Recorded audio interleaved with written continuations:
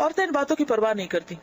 تو حالانکہ یہ خالصتاً عورتوں کے مسائل ہیں، لیکن یہ بھی مرد کی ذمہ داری میں آتے ہیں کہ وہ عورت کی نمازوں کی بھی فکر کرے.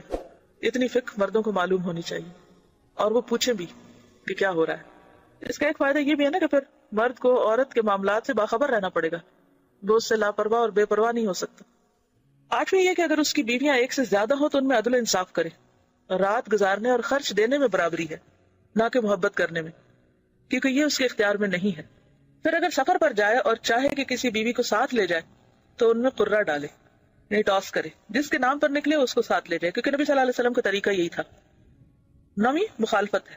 اگر عورت مرد کے خلاف اٹھ کھڑی ہو، ان نشوز جس کو کہتے ہیں قرآن میں آپ سب اس کو پڑھ چکے ہوں گے، یعنی اس کا خاص حق نہ دے یا سرکشی کرے، تو مرد کا حق ہے کہ اس کو ادب سکھائے. یعنی جائز بات میں بھی مرد کی بات سنے ہی نہ، مانے ہی نہ، اس کا حق نہ دے، تو پھر شوہر ہی کو اللہ نے ذمہ دیا ہے کہ وہ بیوی کو سمجھائے، اسے طاقت سے اطاعت پر آمادہ کرے. لیکن اس تادیب میں یعنی ادب سکھانے میں درجہ بندی کو ملحوظ رکھے، سٹیپ بائی سٹیپ. پہلے اسے نصیحت کرے، پھر دھمکی دے، اگر اس سے فائدہ نہ ہو تو اسے اس کے بستر میں تنہا چھوڑ دے، کیونکہ یہ بات عورت تو بہت گراں گزرے گی. اس کی طرف پیٹ کر لے، یعنی ناراض ہو جائے، اس کا بھی اثر نہ ہو تو اپنا بستر الگ کر لے، اور اس سے 3 دن سے کم بول چال بند کر دے. 3 دن سے کم، زیادہ نہیں.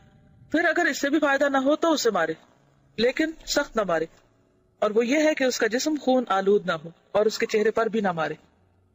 10ویں جماع کے آداب سے متعلق مستحب ہے کہ بسم اللہ سے شروع کرے، قبلے سے منہ پھیر لے، جماع کے وقت اوپر کپڑا ڈال لے، ننگا نہ ہو، اور یہ کہ پہلے کھیل اور مان کا اور بوسو کنار شروع کرے. بعض علماء جمعہ کے روز جماع کرنا مستحب سمجھتے ہیں. پھر جب مرد فارغ ہو جائے تو اسی حالت میں کچھ دیر ٹھہرا رہے تاکہ عورت بھی فارغ ہو جائے، کیونکہ عموماً عورت کا انزال مرد کی نسبت دیر سے ہوتا ہے. حیض کی حالت میں اور پخانہ کی جگہ میں مجامت کرنا جائز نہیں. اگر دوبارہ مجامت کرنا چاہے تو اپنی شرمگاہ کو دھو کر وضو کر لے.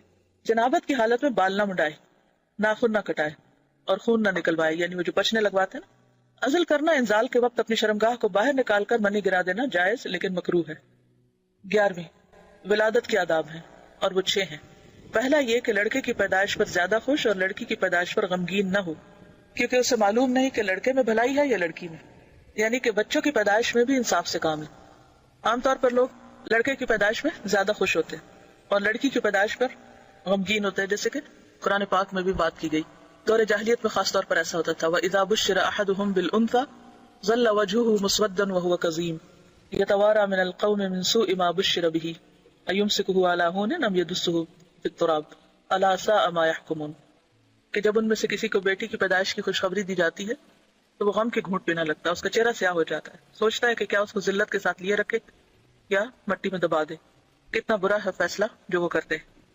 تو بات یہ ہے کہ کسی کو نہیں پتا کہ اس کا فائدہ لڑکے کی پیدائش میں ہے یا لڑکی کی پیدائش میں، کون کس کے حق میں زیادہ بہتر ہے، اللہ ہی جانتا. کہ میں نے نبی صلی اللہ علیہ وسلم سے عرض کیا، یا رسول اللہ صلی اللہ علیہ وسلم، ہم اپنی عورتوں کے کس حصے میں آئیں اور کس حصے کو چھوڑیں؟ یعنی شوہر بیوی کے تعلق کی بات ہو رہی. یہ بھی ایک بہت آج کے دور کا، ہر دور کا مسئلہ ہے، لیکن آج کے دور میں اور بھی گمبھیر ہوتا چلا جا رہا ہے بہت سی چیزوں سے ایکسپوز ہونے کی وجہ سے.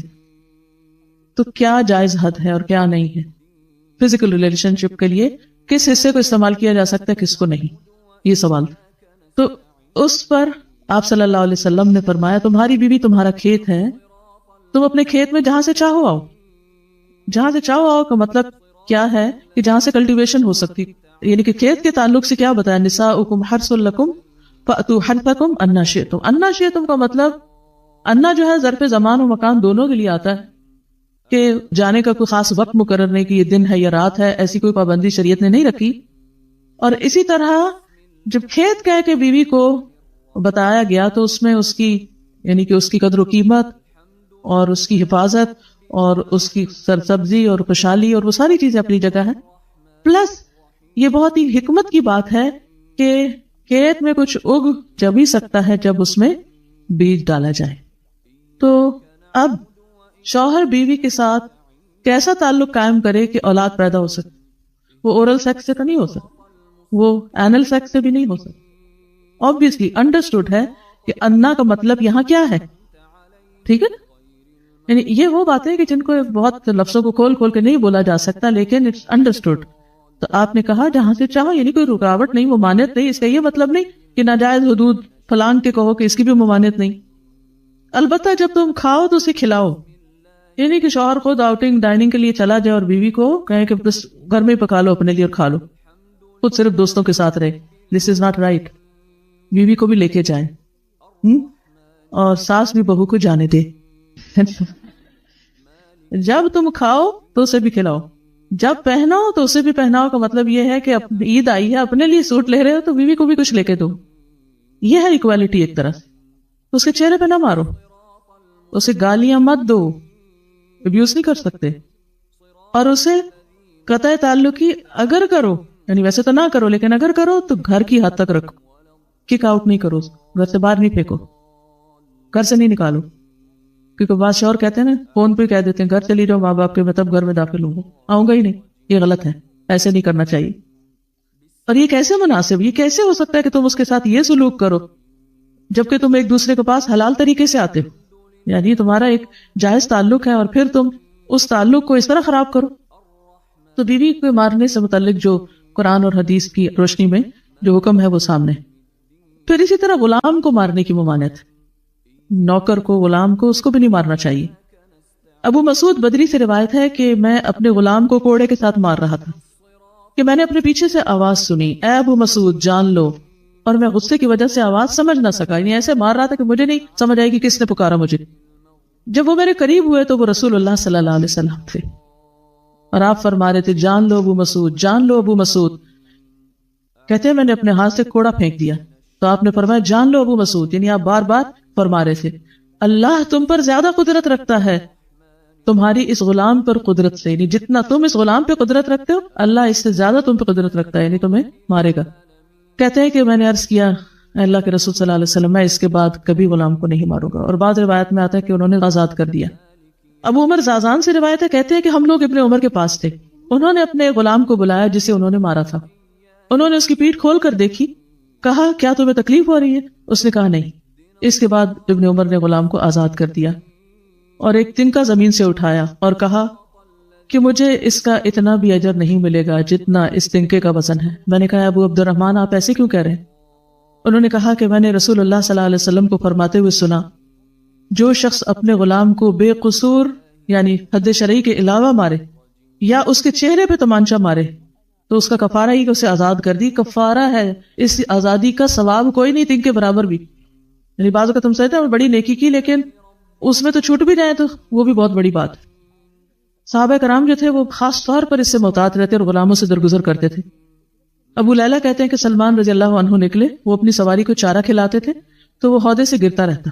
ہودہ کیا کہتے ہیں؟ وہ چیز محمل باسکٹ کہہ لیں جس میں اس کا چارہ رکھ کے دیا جاتا. اس پر انہوں نے اپنے خادم سے کہا اگر مجھے قصاص کا خوف نہ ہوتا تو میں تمہاری پٹائی کرتا کہ تم نے ایسی چیز کیوں جانور کے آگے رکھی. تو مطلب یہ کہ اگر میں تمہیں ماروں گا تو مجھے بھی مار پڑے گی، اس لیے میں تمہیں مار نہیں رہا، ورنہ جو حرکت تم نے کی ہے اس میں تمہیں مار پڑنی چاہیے. نماز پڑھنے والے غلام کو نہ مارنا. ابو امامہ سے روایت ہے کہ رسول اللہ صلی اللہ علیہ وسلم خیبر سے واپس آئے تو آپ کے پاس 2 غلام تھے. حضرت علی رضی اللہ عنہ نے کہا اے اللہ کے رسول صلی اللہ علیہ وسلم ہمیں بھی ایک غلام دے دیں. آپ نے فرمایا جو چاہتے ہو لے لو. انہوں نے کہا آپ میرے لیے پسند کریں. اس سے انداز ہوتا ہے نا کہ ریلیشن شپ داماد اور سسر کا کیسا.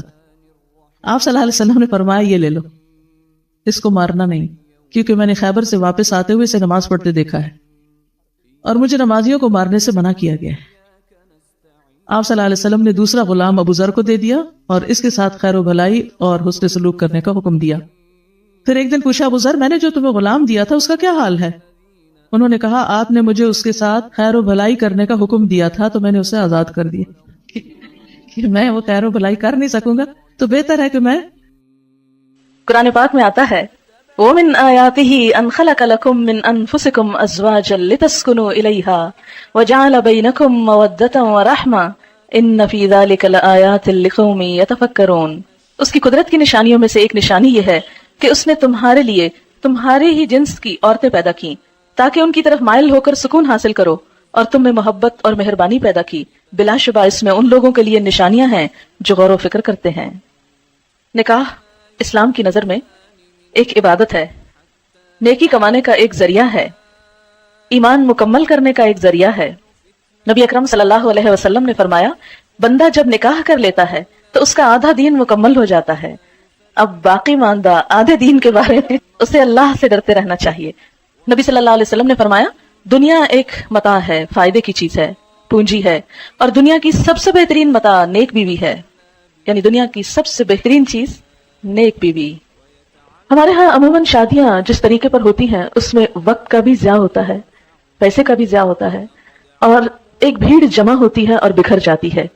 انجوائمنٹ صرف کپڑے اور کھانے تک رہ گئی ہے، گویا اپنی صرف جسمانی ضروریات کو پورا کرنا اور صرف مٹیریلسٹک اپروچ کی حد تک خوشی کا تصور ہونا اب مسلمانوں میں باقی رہ گیا ہے، جبکہ کوئی خوشی اس وقت تک پوری خوشی ہو نہیں سکتی جب تک انسان کی روح بھی خوش نہ ہو، اور کوئی روح اللہ کے ذکر کے بغیر خوش ہو نہیں سکتی۔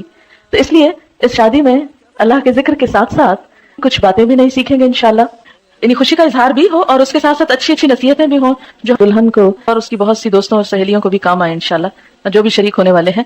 تو ہم شروع کرتے ہیں آج کے اس پروگرام میں۔ جو اہم حصہ ہے وہ یہ کہ جو لوگ اس تجربے سے گزر چکے ہیں، گزر رہے ہیں، اور انہوں نے اس زندگی میں ایک بہترین کامیابی حاصل کی ہے، یا جن چیزوں سے ان کی ازدواجی زندگی خوشگوار ہوئی ہے، میں چاہوں گی کہ وہ ہمارے ساتھ اس پروگرام میں شریک ہوں اور اپنے ذاتی تجربات کا ذکر کریں تاکہ دوسرے لوگوں کو فائدہ ہو اور ان کی زندگیاں بھی خوشگوار ہو جائیں۔ سب سے پہلے ایک بیٹی کے لیے سب سے زیادہ جو چیز دعاؤں کا اور دوسرے گھر میں مقام بنانے کا سبب بنتی ہے وہ خدمت ہے۔ کوئی لڑکی اپنی اچھی شکل سے، اپنے علم سے، اپنے ہنر سے، اپنی دوسری قابلیت سے سسرال کے ہاں جگہ نہیں بنا سکتی جو خدمت سے بنا سکتی ہے۔ بہت سی بے ہنر لڑکیاں بھی جب اچھے جذبے کے ساتھ خدمت کا ارادہ کرتی ہیں اور کرتی ہیں اور قربانی کرتی ہیں تو بہت دعائیں بھی پاتی ہیں اور بہت خوشحال زندگی بھی۔